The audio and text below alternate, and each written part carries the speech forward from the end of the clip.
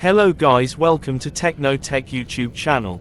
In this video, we'll guide you on how to change the date and time on your Ricoh IM C2010 printer.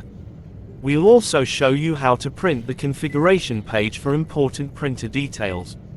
Follow our simple steps for easy setup and maintenance.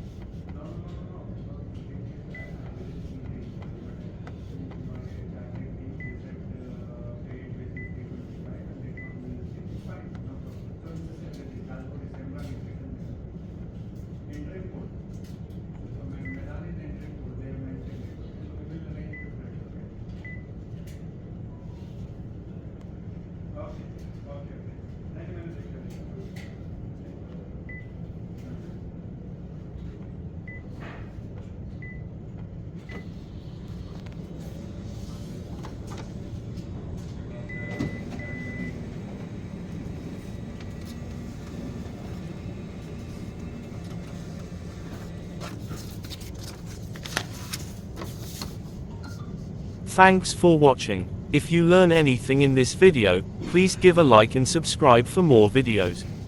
If you have any questions, just pin a comment.